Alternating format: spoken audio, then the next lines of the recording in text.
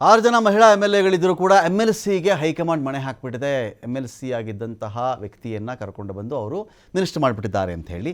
ಲಕ್ಷ್ಮೀ ಹೆಬ್ಬಾಳ್ಕರ್ ಇದ್ದರು, ಖನಿಜಾ ಫಾತಿಮಾ ಇದ್ದರು, ನಯನಾ ಮೋಟಮ್ಮ, ಅನ್ನಪೂರ್ಣ ತುಕಾರಾಮ್ ಇದ್ದರು, ಲತಾ ಮಲ್ಲಿಕಾರ್ಜುನ್ ಇದ್ದರು, ರೂಪಕಲಾ ಶಶಿಧರ್ ಇದ್ದರು. ಅಂದರೆ ಮುನಿಯಪ್ಪನವರ ಮಗಳು. ಅನೇಕರಿಗೆ ಏನಂದರೆ ರೂಪಕಲಾ ಅವ್ರನ್ನ ಮಿನಿಸ್ಟರ್ ಮಾಡಿಬಿಡ್ತಾರೆ, ಮುನಿಯಪ್ಪನವ್ರನ್ನ ಅವರಿಂದ ಖಾತೆ ತಗೊಂಡು ರೂಪಕಲಾ ಅವ್ರನ್ನ ಮಾಡಿಬಿಡ್ತಾರೆ. ಇದೆಲ್ಲ ನಂಬಿಕೆಗಳಿತ್ತಲ್ಲ.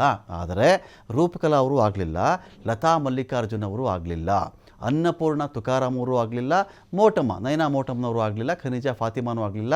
ಲಕ್ಷ್ಮೀ ಹೆಬ್ಬಾಳ್ಕರ್ ಮಹಿಳಾ ಮತ್ತು ಮಕ್ಕಳ ಕಲ್ಯಾಣ ಸಚಿವೆ ಆಗಿದ್ದರಲ್ಲ, ಅವ್ರಿಗೂ ಮಿನಿಸ್ಟರ್ಗಿರಿ ತಪ್ಪಿ ಹೋಗಿದೆ. ನಯನಾ ಮೋಟಮ್ಮ ಅವ್ರನ್ನೂ ಮಾಡಲಿಲ್ಲ. ಅನ್ನಪೂರ್ಣ ತುಕಾರಾಮ್, ರೂಪಕಲಾ ಶಶಿಧರ್, ಲತಾ ಮಲ್ಲಿಕಾರ್ಜುನ್ 6 ಜನ MLAಗಳಿದ್ದರೂ ಕೂಡ ಅವರನ್ನು ಮಿನಿಸ್ಟರ್ ಆಗಿ ಮಾಡದೆ ಗಾಯತ್ರಿ ಅವರಿಗೆ ಅದೃಷ್ಟ ಒಲಿದು ಬಂದಿರೋದಿಲ್ಲಿ. MLC ಆಗಿ ಅಧಿಕಾರ ಸ್ವೀಕರಿಸಲಿಕ್ಕಿಂತ ಮುಂಚೆನೇ ಇವ್ರ ಲೆಕ್ಕ ನೋಡಿ, ಆಗ್ತಿರೋದೇ MLC ಈಗ.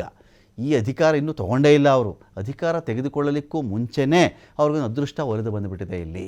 ಇನ್ನಷ್ಟೇ ಅಧಿಕಾರ ಸ್ವೀಕರಿಸಬೇಕು MLC ಆಗು ತೊಗೊಳ್ಳಿ, ನೀವು ಮಿನಿಸ್ಟರ್ ಆಗು ಅಧಿಕಾರ ಮಾಡಿಬಿಡಿ ಅಂಥೇಳಿ ಅವರಿಗೆ ಅದೃಷ್ಟ ಒಲಿದು ಬಂದಿದೆ. ಗಾಯತ್ರಿ ಶಾಂತೇಗೌಡ BJPಯ ಪ್ರಾಣೇಶ್ ಅನರ್ಹತೆಯ ಕಾರಣದಿಂದಾಗಿ, BJP ಪ್ರಾಣೇಶ್ದು ಒಂದಷ್ಟು ಎಣಿಕೆ ವಿಚಾರ ಅದೆಲ್ಲ ಗೊಂದಲಗಳಿತ್ತಲ್ಲ, ಇದೀಗ ಆ ಕಾರಣದಿಂದಾಗಿ ಪ್ರಾಣೇಶ್ ಅನರ್ಹರಾಗ್ಬಿಡ್ತಾರಲ್ಲ, ಇವರೇನಾದರೂ ಇವರು MLC ಆಗಿಬಿಟ್ರು. ಇವರು ಆಗ್ತಿದ್ದಂತೆಯೇ ಇದೀಗೇನಾಗಿದೆ, ಕ್ಯಾಬಿನೆಟೇ ಸೇರ್ಕೊಳ್ತಾ ಇದ್ದಾರೆ ಗಾಯತ್ರಿ ಶಾಂತೇಗೌಡರು ಅಂತ.